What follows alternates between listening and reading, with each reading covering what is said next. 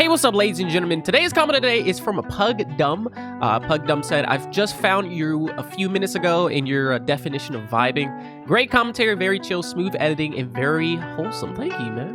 I agree with the featured comment. You're really underrated for the quality of content you're putting out. Bro, I really appreciate this comment. You know what I mean? I really do. You're an amazing person, and thank you for enjoying the video. Thank you for enjoying the content. Hopefully one day, you know, we can be on the come up, you feel me? Hopefully one day we could be like that boy Dunker Slam, you know what I mean? You know, all those other creators in the Noda community. That's what I'm shooting for. But yeah, thank you for the comment. You know, you really motivate me. Anyone that leaves comments like this, you guys are definitely motivation. So I really appreciate it. And yeah, thank you. I hope to see you in future videos, and let's get on to the video. So with the rise in popularity of this game, I figured I should make a video on it covering the top 3 weapons of Vampire Survivors.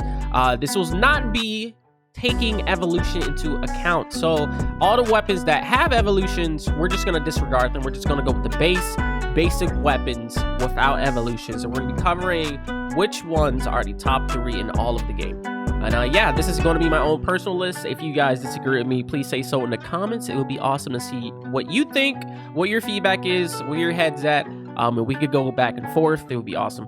But yeah, without further ado, let's get into the video. All right, the first weapon on this list will be the King Bible. This is a projectile that will circle around the character, hitting anything in its path. I mainly love this weapon for 2 main reasons. The first reason being that it pierces through enemies, and it also knocks them back. So it's kind of like a nice little shield that you can have that also damages enemies, which is really useful. It's good for damage and it's good for crowd control. Now, there are weapons that are stronger than this. So the main shooting point and the main focus point on this weapon is the fact that other enemies won't be able to hit you because you got the King Bible. You know what I mean? That's like the main reason why I use this. It's more so a shield than damage, but it's still really a good weapon for the fact that it'll make it that much harder for enemies to be able to hit you. The second weapon that I have on this list will be the Rune Tracer. This weapon is freaking insane, okay? This is a projectile that bounces around and passes through enemies. It has the ability to hit massive amounts of enemies at one time, doing a lot of damage. Now, this weapon rivals weapons that can be evolved. This weapon cannot be evolved.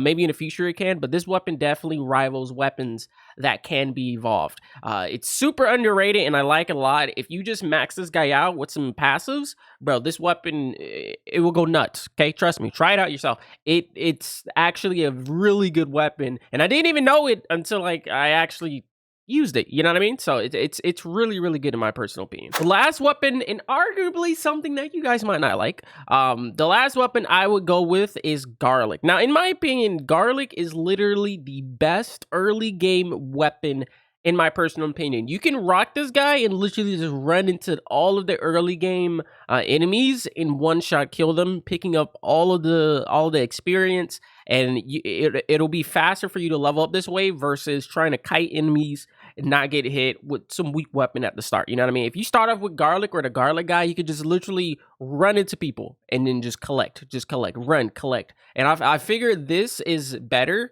early game when you're trying to build up a nice little class or a nice little setup before you get to the mid and late game, which can be really helpful since you waste no time killing things. There you guys have it. Those are the top 3 offensive weapons in Vampire Survivors that I personally like, that I would run. What are your top 3? If you do not agree with me, what are yours? And yeah, I appreciate you guys watching the video. I hope that you guys enjoyed. If you want to watch me play this game, I go live on Twitch, my good friends. Name is Smojo over there. Make sure you check me out. Links in the description. And I appreciate it. You guys have a great morning, evening, and afternoon. I'll see you guys in the next video. Peace.